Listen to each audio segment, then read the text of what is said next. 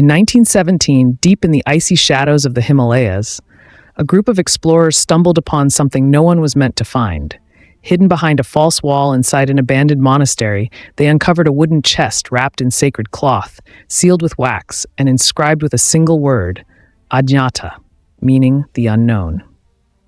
Inside was a manuscript unlike anything scholars had ever seen. A fragile scroll written in an extinct dialect, a fusion of ancient Sanskrit, Proto-Tibetan, and a third language that remains undeciphered to this day. It spoke of the soul, of its journey, and most hauntingly, of the 49 exact days that follow your final breath. At first, it was dismissed as legend, monastic folklore. But then researchers noticed something eerie. The same 49-day process appeared in ancient Egyptian texts, in Tibetan Bardo teachings, and even in secret Gnostic scrolls buried with early Christian mystics. Different continents, different centuries, but the same hidden truth. The soul does not pass immediately into heaven, hell, or oblivion. It embarks on a 49-day journey, tested, weighed, purified, or punished. And this manuscript, it doesn't just hint at the afterlife. It breaks it down, day by day. It describes what the soul sees, what it hears, what tries to deceive it, and the terrifying choice it must make before day 49 closes the gate forever. The text was banned by every institution that found it, hidden from the public, suppressed by religious orders who feared its power. But today, you will see what they tried to erase. You will walk the path that awaits us all, and once you hear the first day, you'll never fear death the same way again. Day 1. The realization. Death, at first, feels like nothing. No pain, no light. You blink, thinking you're still alive, but something's off. Your body won't move. No one hears you. You speak, but your voice doesn't exist. You reach for a loved one's hand and your fingers pass through. The manuscript says this moment is called the Twilight realization, a state between worlds where the soul lingers in denial. Most don't realize they've died. Some stay for minutes, others for days, trapped by unfinished words, unspoken goodbyes, or fear. This is where the danger lies. The longer a soul lingers, the heavier it becomes. The manuscript warns, a soul that clings to the living becomes a shadow. Day 3. The mirror of reflection. On the third day, the soul is drawn to a sacred threshold called Hridayavrita, the mirror of the mind. But this is no ordinary reflection. This mirror doesn't show your face, it shows your impact. Every thought, every intention, every time you smiled to please, but secretly judged, every moment of jealousy, kindness, fear, or compassion, it all plays back. The manuscript says the mirror knows what the heart hides, and this is just the beginning. Here, truth is not optional. The soul begins to remember who they really were, beyond ego, masks, and stories. For some, it is liberating. For others, unbearable. The weighing. On the 7th day, the soul is summoned for what the manuscript calls the subtle weighing. But unlike human justice, there are no questions, no pleas, no excuses, because these beings, Ka and Dra, already know everything. Ka, the being of truth, brings forth the purest moments, selfless acts, silent prayers, forgiveness no one knew about. Dra, the recorder of temptation, adds the other side, betrayals, deceit, even thoughts never spoken aloud. But here's what makes this weighing so terrifying. It isn't your actions that carry the most weight, it's your intentions. The manuscript is clear. Intent carves the soul more deeply than deed.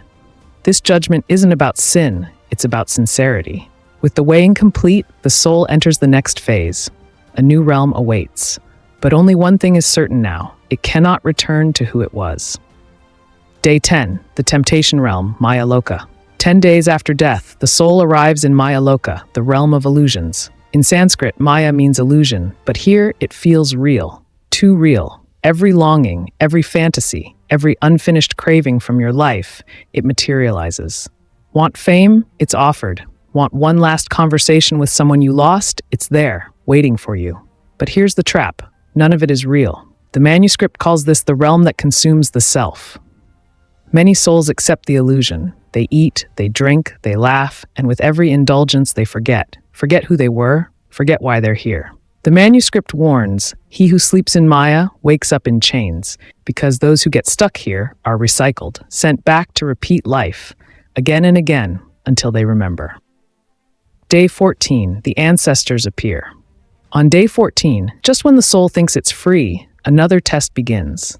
Familiar voices echo, ancestors arrive. Some come to guide, to comfort, others to mislead. Trickster spirits, mimicking the dead, wearing familiar faces to sway the soul off its path. This is the test of discernment. The manuscript says, not every familiar face is a friend, and not every stranger is a threat. The soul must learn to see with its inner eye, with intuition, because here, appearances lie. Day 17, the sound test, the echoes of Earth. On day 17 comes the most emotional test yet, the sound test. The soul begins to hear Earth, not see, not touch, but hear, voices, prayers, screams, secrets. The manuscript says the soul hears every emotion still tied to it, every blessing, every wound. This is the test of the ego. The soul is tempted to respond, to react, to feel shame or pride. But here's the trick. The more the soul attaches to praise or pain, the heavier it becomes. It begins to descend, caught in emotions it no longer owns. Those who pass this test don't react. They feel the weight, but let it go, and in doing so, they transcend. Now the soul has crossed temptation, illusion, and echo, but the path only gets darker from here, because next comes judgment by the forces beyond life and death. Day 22, the river of silence, nadi of remorse. After the illusions fade, after the ego has been stripped away, comes silence.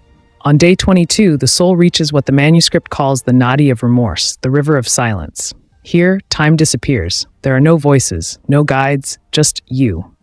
This river doesn't test knowledge or belief, it tests one thing, self-forgiveness. The manuscript says only those who forgive themselves may cross dry. The rest will drown in regret, pulled under by their own memories. To pass this river is to surrender, not to punishment, but to peace. The soul must say, yes, I made mistakes, but I choose now to let go.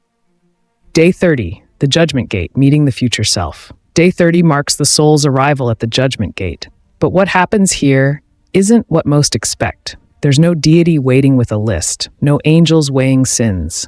Instead, the soul meets someone far more terrifying. The manuscript calls this the self that could have been, a version forged from every good choice you didn't make, every act of courage you avoided, every truth you denied. There are no lies here.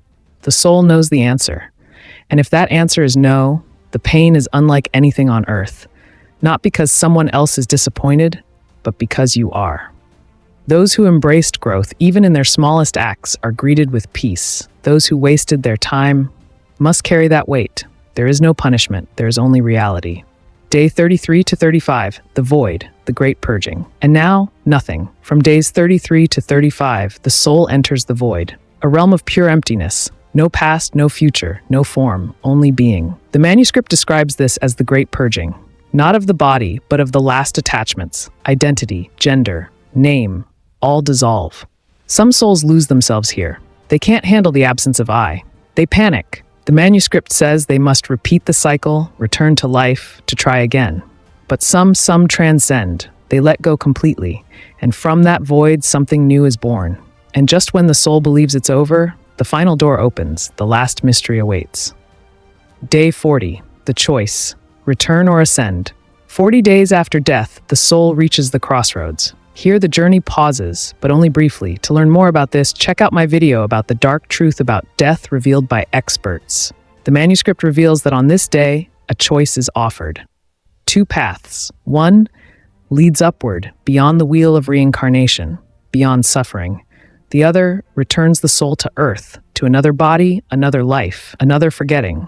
But here's the twist. This isn't a free choice. If the soul still clings to money, power, lust, anger, even a single grudge, the path of light fades, and the soul is silently, irresistibly pulled back down. The manuscript warns the door opens for those who carry no chain, not even one made of love. To ascend, one must let go of everything. Day 49, the final gate, Nurakira. And then comes the 49th day, the final test, the last crossing. No being can help you now. No memory can anchor you. Only the truth of who you've become. The soul climbs not by feet, but by integrity. Each step weighs the soul's truth. No masks, no excuses, just essence. This is the last pull, the final echo of the world left behind. If the soul turns back, the cycle begins again. A cry in a hospital, a forgotten name, a new veil. And then silence, not emptiness, but something beyond comprehension. a place where questions no longer exist. Nur Akira, the light that remembers everything.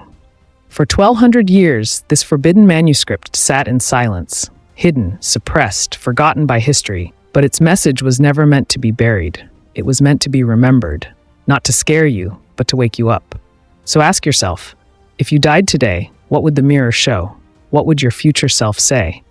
And when the 49th day comes, will you be ready? Why was this hidden? Why would monks guard this for over 1,000 years? Because this changes everything. Death is not the end, it's just a test. You're not being judged by others, but by your own soul. So, how are you living your life today?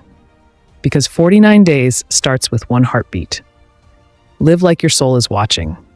Like and subscribe for more forbidden knowledge. Before it's forgotten again,